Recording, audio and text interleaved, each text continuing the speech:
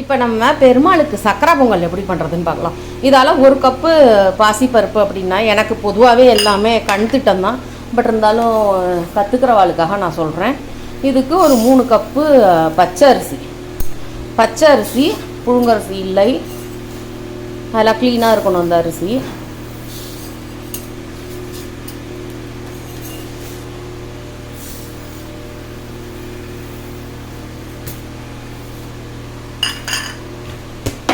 சரியா? இப்போ என்ன பண்ணுறோன்னா, இந்த அடுப்பை மூட்டிட்டு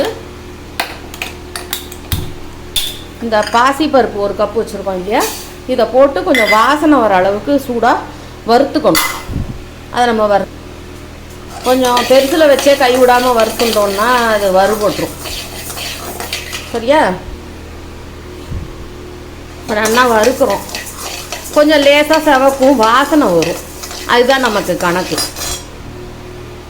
ஸோ இப்போ நல்லா வறுபட்டுருக்கு, வாசனையும் வருது. இது வீடியோவில் பார்க்குறவாளுக்கு வராது, பட் இங்கே வாசனை வருது. இப்படி தொட்டு பார்த்தா நல்லா சூடாக இருக்குது. ஸோ இப்போ அவ்வளோதான். இதை எடுத்து என்ன பண்ணணும்னா, இங்கே அரிசி வச்சுருக்கோம் இல்லையா, இந்த அரிசி இங்கே வச்சுருக்கோம் பாருங்க, இதில் எடுத்து கொட்டிடணும்.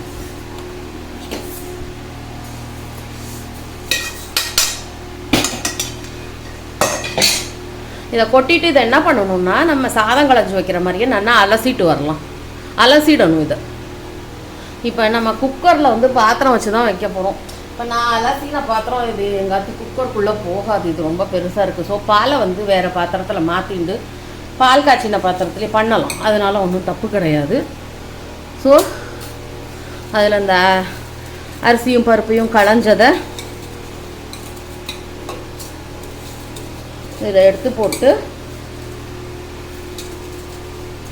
நான் இதுக்கு என்ன பண்ணுவேன்னா, அக்கார உடசல் மாதிரி தான் ஃபுல்லாகவே பால் விட்டு பண்ணலாம். பட் ரொம்ப சீக்கிரம் தகட்டும் அப்படிங்கிறதுனால பாதி வந்து தண்ணியும் ஜலமும் பாதி வந்து பாலும் சேர்த்து பண்ணுவேன். ஸோ இதுக்கு என்ன பண்ணலாம்னாக்க,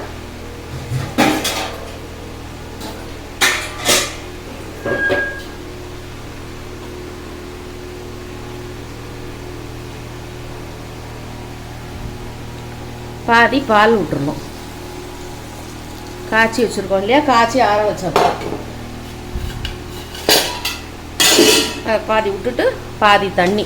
நிறையா தண்ணி இருந்தால் பரவாயில்ல, என்னன்னா அழிய வேகணும். அழிய வேண்டாம் தான் இது சக்கரை பொங்கல். என்ன இது அக்காரோட சொல் எல்லாம் அல்வா மாதிரி தான். ஸோ நல்லா அழிய வெந்தால் தான் நல்லா இருக்கும்.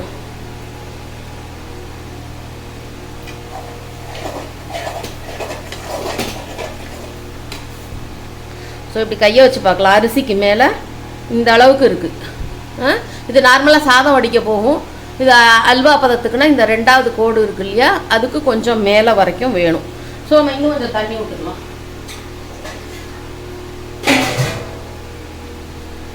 அலிசலாக வேணுங்கிறதுனால இப்போ பார்த்தா இது வரைக்கும் இருக்குது, கரெக்டாக இருக்கும். சரியா? இப்போ இதை வந்து நான் குக்கரில் வைக்க போகிறேன். ஸோ இப்போ குக்கரில் வச்சு அடுப்பை நல்லா பெருசாக வச்சு நம்ம என்ன பண்ண போகிறோம்னா, நிறைய சீட்டி விடலாம், ஒரு 6-7 சீட்டி கூட விடலாம். ஏன்னா நமக்கு அதோட பதம் வந்து நல்லா உதிராக இருக்கக்கூடாது, நல்லா அழிய வரணுங்கிறதுனால இதுக்கு மெயினாக புது அரிசி, அதாவது பழசாக இல்லாமல் புதுசாக ஃபசல் காட்டுத்தேன்னா அதை புதுசாக அறுவடை பண்ணால் அந்த புது அரிசி போட்டால் சீக்கிரமாக வெந்துக்கும். இது நமக்கு இதுக்காக நம்ம வாங்க முடியல, நம்மக்கிட்ட ஆல்ரெடி நிறைய அரிசி வாங்கி வச்சுருக்கிறதுனால இது நம்ம பெருமாளுக்கு பண்ணணுன்னா புதுசாக தான் வாங்கி வைக்கணும். பட் இது நேற்றுக்கு தான் வாங்கியிருக்காரு அரிசி, அதனால் பருப்பு இதெல்லாம் வந்து நான் வந்து இப்போ புதுசாக தான் வச்சுருக்கேன். வெல்லமும் இப்போ தான் புதுசாக, நாட்டு சர்க்கரை வெல்லம் அதெல்லாம் புதுசாக தான் நான் பிரிக்கிறேன். ஸோ இப்போ இது வந்து நிறையா ஒரு 7-8 சீட்டி விடட்டும், அதுக்கு நடுவில் நம்ம பார்த்துக்கலாம். இப்போ சக்கரை பொங்கலுக்கு குக்கரில் இந்த அரிசியும் பருப்பு பாலும் தண்ணியும் விட்டு வேக வச்சுருக்கோம். இதுக்கு நடுவில் நம்ம என்ன பண்ணணும்னாக்க, வெல்லம் எடுத்து அதுக்கு தேவையான வெல்லம் இப்படி கட்டி கட்டியாக இருக்கிறத நம்ம உடச்சி வச்சுக்கலாம். உடச்சி அதை வந்து நான் பாகு பண்ணி தான் விடுவேன், அதை அப்படியே வெல்லம் போட மாட்டேன். ஏன்னா அதில் குப்பை எல்லாமும் இருக்கும், டேஸ்ட்டும் டிஃபர் ஆகும். ஸோ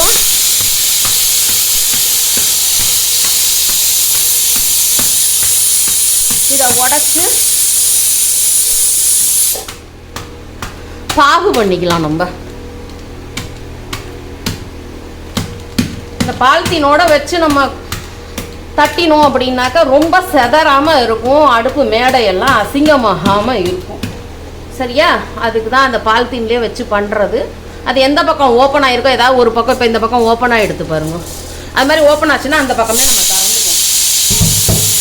எல்லா பக்கமும் திறந்தோம்னா செதறிடும். Cooker whistle அடிச்சுட்டுருக்கு.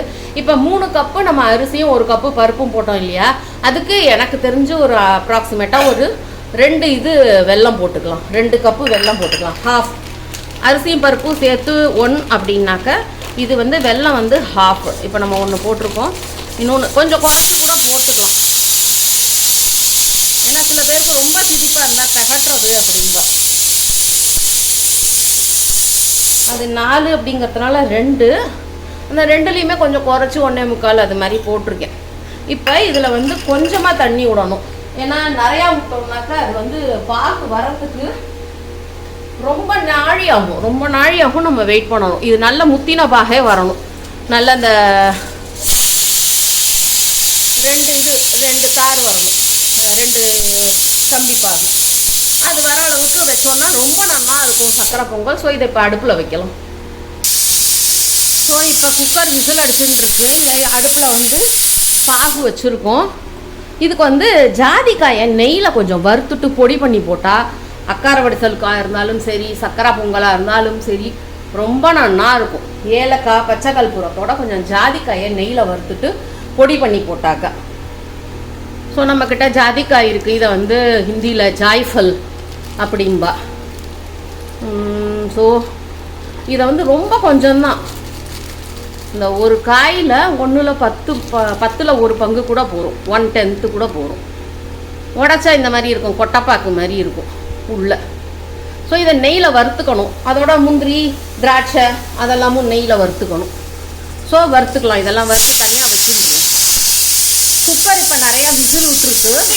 ஸோ இதோட ஸ்டீம் போகிற வரைக்கும் இதை கொஞ்சம் இறக்கி கீழே வச்சுடலாம். ஸ்டீம் போனால் தான் அதை ஓப்பன் பண்ண முடியும். இப்போ இலுப்பச்சட்டி அதில் வச்சு இந்த இது ஜாதிக்காய் ஜாய்ஃபல் இதை கொஞ்சம் வறுத்துட்டு லேசாக ஒரு அந்த மிளகு ஜீரகம் இடிக்கிற கல்லுலேயே வச்சு லேசாக ஒரு தட்டுனாலே பொடியாயிடும். அதனால் அது ஒரு பெரிய பிரச்சனை இல்லை. அதெல்லாம் கடைசியில் சேர்க்கணும். ஏலக்காய் பச்சை கற்பூரம் அப்போ சேர்க்கறச்சே இதையும் சேர்க்கணும். அதுக்கப்புறம் தான் அந்த காஜு கிஷ்மிஷ், அதாவது முந்திரி பருப்பு திராட்சை அதெல்லாம் போடணும்.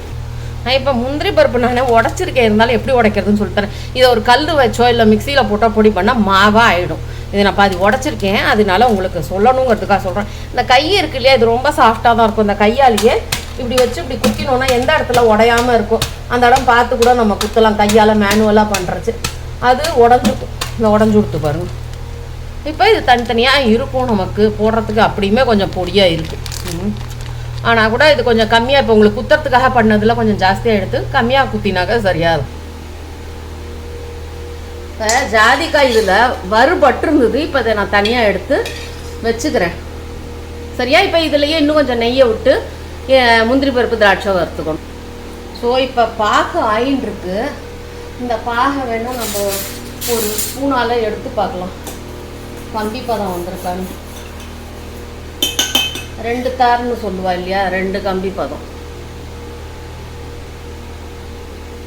பிசுக்கு பதம் தான் வந்திருக்கு, கொஞ்சம் ஆகட்டும். ஸோ இப்போ இதில் தட்டி வச்சிருக்கிற முந்திரி பருப்பு, கொஞ்சமாக திராட்சை, சக்கரை பொங்கலுக்கு போட்டு இதை நல்லா வறுத்து ஒரு இதில் எடுத்து வச்சுக்கணும்.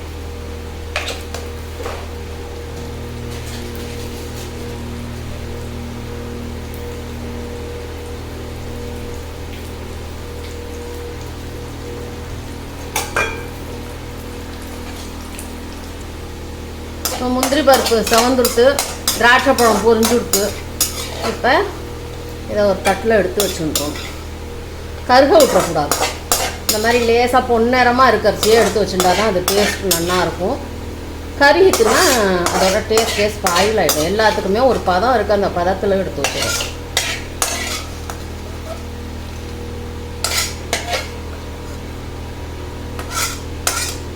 நான் இப்போ அடுப்பை ஆஃப் பண்ணிட்டேன். ஏன்னா செவந்த உடனே அடுப்பை ஆஃப் பண்ணிட்டேன். ஏன்னா அந்த கொஞ்சம் இது பவுடராக இருக்குது இல்லையா, அதை வந்து அப்படியே வச்சுட்டு நம்ம எடுத்தோம்னா அதெல்லாம் ஃபுல்லாக கருகி போடும். அப்படிங்கிறதுனால இதை எடுத்துட்டேன். ஸோ இப்போ இதை தனியாக வச்சுட்டுருலாம். வச்சுட்டுருக்கோம், இதை தனியாக வச்சுட்டுருக்கோம். இப்போ ஏலக்காய் பொடி தனியாக வச்சுட்டுருக்கோம். கொஞ்சம் பச்சை கற்பூரமும் வச்சுட்டுருக்கோம். அதோட இந்த ஜாதிக்காயை எப்படி தட்டணும்னு, இந்த கல் இருக்கு இல்லையா, இந்த கல்லை வச்சு ஒரு தட்டு தட்டினா ஆயிடும். அதை ஏலக்காயோட கூட சேர்த்து வச்சுக்கலாம். இது குழவி இந்த பரவாயில்ல, குழவி இப்போ தேய்க்க போட்டேன். அதனால இந்த கல்லை வச்சு இந்த கீழ்ப்பக்கமெல்லாம் க்ளீனாக இருக்கும். ரொம்ப ஓட்டி தட்டினோம்னா எல்லா இடமும் செதறி போயிடும். அது நமக்கு உதவாமல் போயிடும். நெய்யில் பொரிச்சிருக்கோம் இந்த ஜாதிக்காயை, அவ்வளோதான். இதை நல்லா பொடியாயிட்டு மேடையெல்லாம் க்ளீனாக இருக்கிறதுனால பண்ணுறேன். சரியா? இந்த மாதிரி ஆகிடணும். இது ரொம்ப வாசனையாக இருக்குது. ஏலக்காய் பொடியோட சேர்த்து வச்சுக்கலாம். ஏலக்காய் பொடியோட சேர்த்துட்டு அதோட தான் போடணும். அது கடைசியாக ஜாதிக்காய் போட்டால் அதோடது ரொம்ப என்ஹான்ஸ் ஆகிடும். அதோடது இதெல்லாம் தான் ஒரு டிப்ஸு இது. ஸோ இப்போ பாகு வந்து கம்பி பதம் வந்துட்டு தான் இன்னும் கொஞ்சம் கொதிச்சு விட்டு பாகு வந்த உடனே நம்ம வடிகட்டி வச்சுக்கணும் ஒரு பாத்திரத்தில்.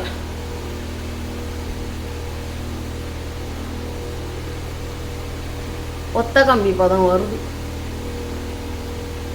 இன்னும் கொஞ்சம் கொதிக்கட்டும். நல்லா கெட்டியாக கொதிச்சதுன்னா ரொம்ப நல்லா இருக்கும். இப்போ இதுக்கு நடுவில் நம்ம குக்கரை திறக்க வருதான்னு பார்த்து அதை நல்லா மசிச்சு எடுத்துக்கணும். மத்து வச்சோ இல்லை ஒரு கப்பு வச்சோ ஏதோ ஒன்று வச்சு நல்லா பிளண்டர் கூட வச்சுக்கலாம். நல்லா மசிச்சு எடுத்துக்கணும். இப்போ பாருங்க இது எப்படி வெந்திருக்குன்னு பார்க்க தான் எப்படி இருக்கும். இது என்னன்னா சூடாக இருக்கிறச்சே வெல்லமெல்லாம் சேர்க்கறதுக்கு முன்னாடி மசிச்சாதான் மசியும். இல்லைன்னா அதுக்கப்புறம் வெல்லமெல்லாம் போட்டதுக்கப்புறம் மசிச்சா மசியாது. இதை நல்லா மசிச்சு எடுத்துக்கணும்.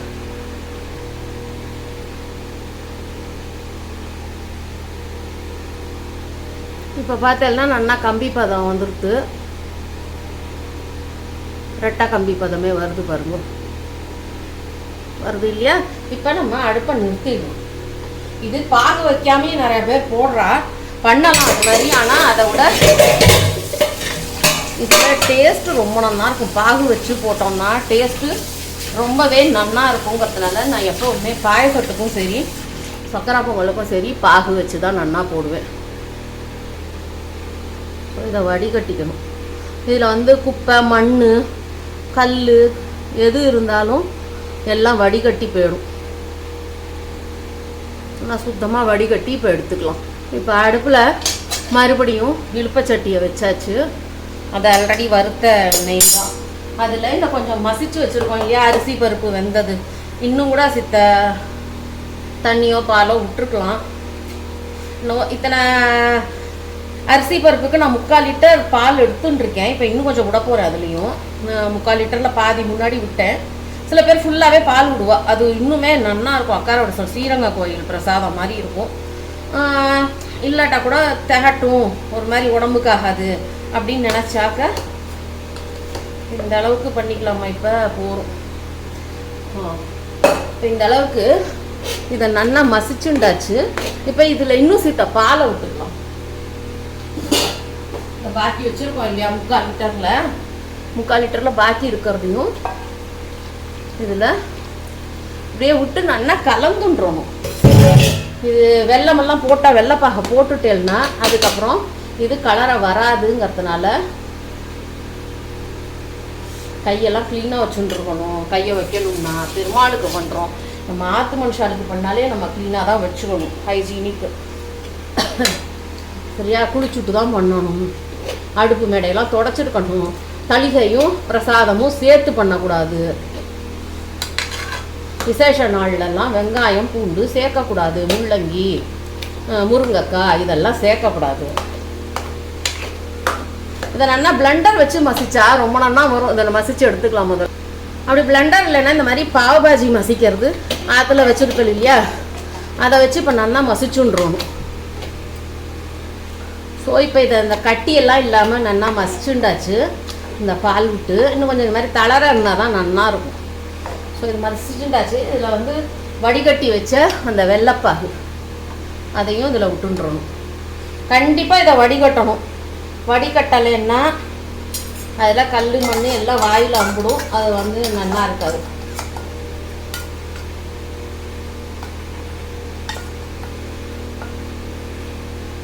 இதில் இன்னும் கொஞ்சம் இந்த அரிசி பருப்பெல்லாம் போட்டு இதில் வடித்து விட்டுக்கிட்டோம்னா அதுலேருந்து வீணாகாது.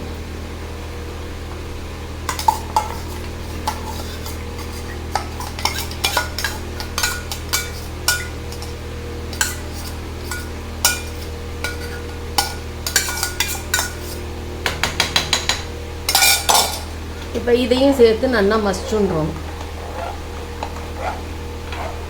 இப்போ இது லம்ஸ்லாம் இல்லாததுனால அடுப்பை ஆஃப் பண்ணி வச்சுருந்தேன் இல்லையா, இப்போ இதை அடுப்பை ஆன் பண்ணிக்கலாம். சிம்மில் வச்சு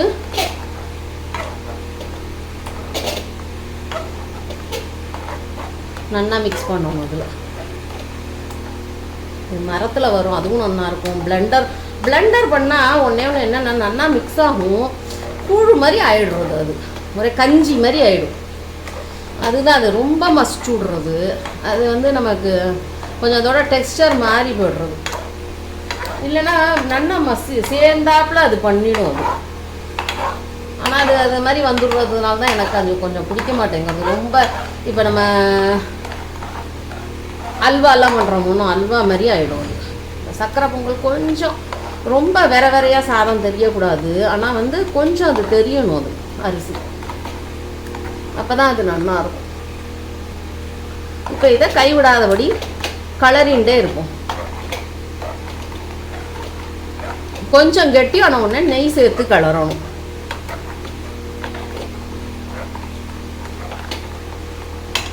இது மசிச்சாச்சு அப்படின்னா இதை எடுத்துட்டு இந்த கரண்டியால் கூட கலரலாம்.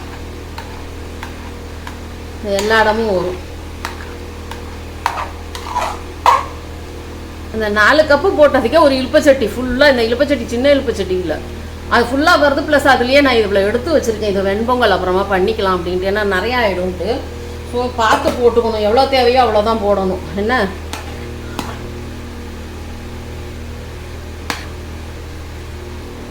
ஸோ இதில் இப்போ வரைக்கும் என்ன போட்டிருக்கோன்னா அரிசி 3 கப்பு, 1 கப்பு பாசி பருப்பு. அதை நல்லா இழுப்பச்சட்டியில் ட்ரை ரோஸ்ட் பண்ணிட்டு கொஞ்சம் நல்லா செவக்க வறுத்துட்டு வாசனை வரும், கொஞ்சம் செவந்துடும்.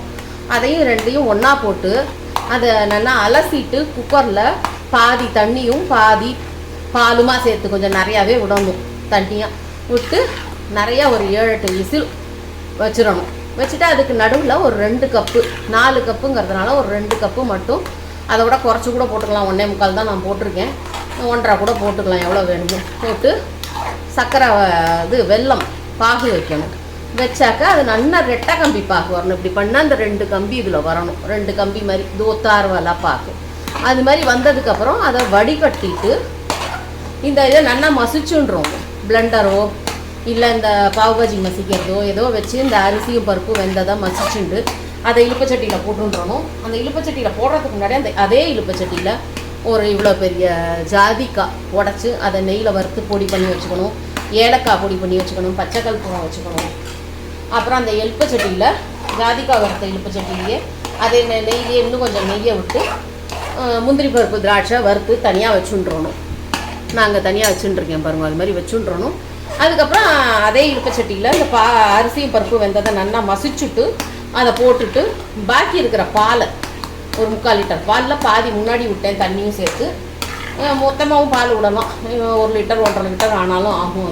அது வந்து கொஞ்சம் திகட்டுங்கிறதுனால நான் விடலை, உடம்புக்கும் ஆகாதுன்ட்டு.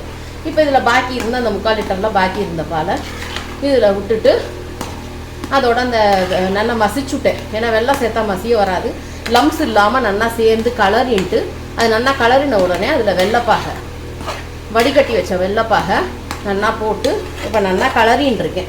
இது நல்லா கொஞ்சம் சேர்ந்தாப்புல வர விட்டு நெய்யை விடணும். ஸோ இந்த மாதிரி கலரிண்டே இருக்கிறச்சு நெய்யை உருக்கி நம்ம வச்சுருக்கோம். கொஞ்சம் கொஞ்சமாக விட்டுக்கலாம், மொத்தமாக விடணும்னு இல்லை, இப்போதைக்கு கொஞ்சம் விட்டுருக்கேன். நல்லா கலரிட்டு தேவையை பார்த்துட்டு நிறையா விடுறது கோவில் பொங்கலில்.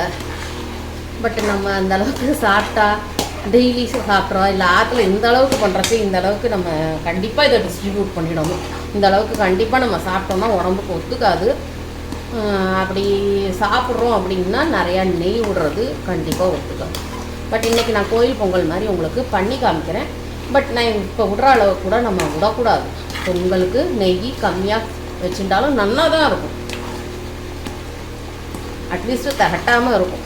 கோயில் பொங்கல்லாம் கொஞ்சம் கொஞ்சம் தான் கொடுப்பா, அதனால நமக்கு நன்னா இருக்கிறப்பல இருக்கும். இப்போ பாருங்கள் அந்த நெய்யை உள்ளே இழுத்துன்னு இருக்கு இல்லையா, இப்போ இன்னும் கொஞ்சம் விடலாம்.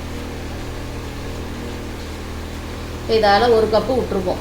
ஆல்ரெடி அந்த முந்திரி பருப்பெல்லாம் வறுத்த நெய்யும் கொஞ்சம் இருந்தது, இன்னும் விடலாம். இன்னும் விட்டு தான் கோவில் பொங்கல்லாம் கொடுப்பா, ரொம்ப அருமையாக இருக்கும் அதெல்லாம். ஆனால் நமக்கு போரும் நினைக்கிறேன் இந்த அளவுக்கு. பொங்கலை ஜஸ்ட்டு பாகு வச்சு அதோட கலந்து லேசாக சூடு பண்ணி வைக்கிறது இல்லை. இது மாதிரி நல்லா ஃப்ரை பண்ணால் அதோட டேஸ்ட்டு ரொம்ப நல்லா இருக்கும். பாகு வச்சுட்டு அது மாதிரி இது மாதிரி கலந்து நல்லா இதை வந்து இதில் நான் பிளெண்டர்லாம் போடவே இல்லை, அதுவே நல்லா மசிஞ்சிருக்கு பாருங்க. ஆனால் கொஞ்சம் கொஞ்சம் அரிசியோட அந்த டெக்ஸ்சர் தெரியும். இது மாதிரி இருக்கணும் சக்கரை பொங்கல். பிளெண்டரில் போட்டு ரொம்ப மசிச்சாக்க அது வந்து ரொம்ப ஹல்வா மாதிரி ஆகிடும். ஸோ இது நல்லா எவ்வளோ ஃப்ரை பண்ணுறோமோ அந்த அளவுக்கு ரொம்ப டேஸ்டியாக இருக்கும். இன்னும் கூட நெய் விடுவா, திருப்பி எல்லா நெய்யும் இழுத்துன்றது பாருங்க. நான் இப்போ வரைக்கும் அடுப்பை பெருசில் வச்சு கலர்றேன், அதனால் கை விடாத கலரணும், இல்லைன்னா அடி பிடிக்கும், நிமிஷமாக அடி பிடிச்சிடும், அதுக்கப்புறம் வேஸ்ட் ஆகிடும். இன்னும் ஒரு 1/2 கப்பு நெய் விடுறேன் இதில்.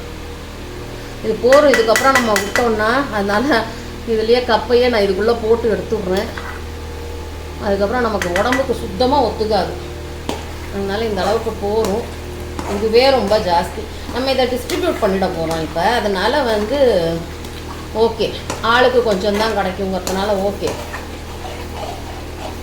பட்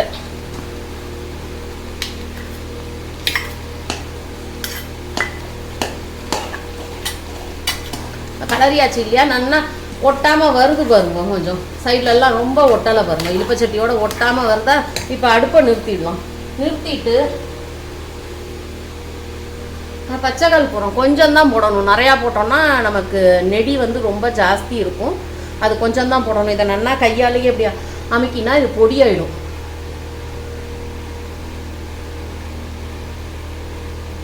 நல்லா பொடிச்சு போட்டுறணும். பச்சைக்கால் போடுறோம், போட்டுட்டு இந்த ஏலக்காயும் ஜாதிக்காயும், ஏலக்காய் பொடி பண்ணி வச்சுருக்கேன், அது மேலே ஜாதிக்காய் நெய்யில் வறுத்து பொடி பண்ணியிருக்கேன், அதையும் போட்டுறோம்.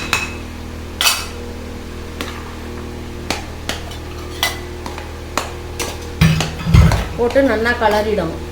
திருப்பி அந்த நெய்யுமே உள்ளே போய் எடுத்துக்கணும். நிறைய அது நெய் இழுத்துக்கும், ஆனால் அந்த அளவுக்கு வந்து உடம்புக்கு நல்லதில்லை, நிறையா விட நல்லதில்லை. ஸோ இப்போ இதை நல்லா மிக்ஸ் பண்ணிடலாம். இதை அடுப்பை அணைச்சிட்டு தான் இப்போ நான் அதை மிக்ஸ் பண்ணுறேன். சரியா, இதை ஒரு பாத்திரத்தில் ட்ரான்ஸ்ஃபர் பண்ணிவிட்டு உங்களுக்கு காமிக்கிறேன். சக்கரை பொங்கல் மோஸ்ட்லி ரெடி. பெருமாளுக்கு பண்ணுறதுனால புது நெய், புது பருப்பு, புது அரிசி, புது வெல்லம் எல்லாம் அதுதான். பெருமாளுக்கு கண்டருளை பண்ணுறச்சு மேலாக கொஞ்சமாக நெய் விட்டால் பார்க்குறதுக்கு கொஞ்சம் நல்லாயிருக்கும். பெருமாளுக்கு வைக்கிறச்சே அம்சி பண்ணுறச்சே நல்லாயிருக்கும். அண்டு இதுக்கப்புறம் வறுத்து வச்சுருக்கிற முந்திரி பருப்பு, திராட்சை போட்டுட்டு இதில் ஒரு துளசி வைக்கணும். இதுலேயும் சரி, என்னெல்லாம் பிரசாதம் வைக்கிறோமோ எல்லாத்துலேயும் துளசி வச்சுட்டு அதை பெருமாளுக்கு கண்டருளை பண்ணிடலாம். ஸோ சக்கரை பொங்கல் ரெடி. கொஞ்சம் அடுப்பில் நெய்யெல்லாம் தெரிச்சிருக்கு, நெய், வெல்லம், பாகு அதெல்லாம் கொஞ்சம் பொறுத்துக்கோங்க. மற்றபடி சக்கரை பொங்கல் ரெடி. இதில் கொஞ்சம் துளசியை போட்டு அம்சி பண்ணலாம். ஒன் மோர் திங், இது ஆப்ஷனல் தான். குங்குமப்பூ இருந்ததுன்னா இதெல்லாம் போடுறதுக்கு முன்னாடி போடணும். முந்திரி பருப்பு, திராட்சை எல்லாம் போடுறதுக்கு முன்னாடி நம்ம போட்டோம்னா இது ஒரு நல்லாயிருக்கும் பார்க்கறதுக்கு. ஓகேயா, ஆப்ஷனல். இது வந்து சாஃப்ரான்ங்கிறது ஆப்ஷனல்.